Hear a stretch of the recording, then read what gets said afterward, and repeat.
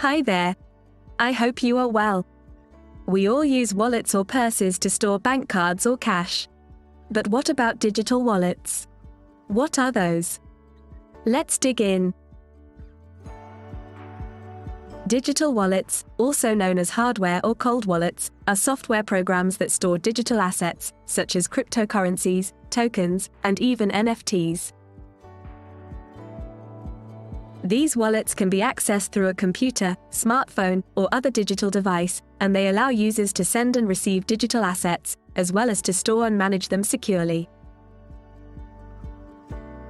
Digital wallets can come in various forms, including hardware wallets, software wallets, and web wallets, each with different levels of security and ease of use.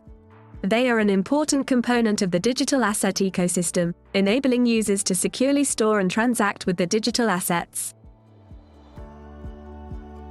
Ultimately, the right digital wallet will depend on your personal preferences and requirements, so take the time to research and compare different options before making a decision. I hope that you have enjoyed the video and learned something new. Please like and subscribe for more content. Bye.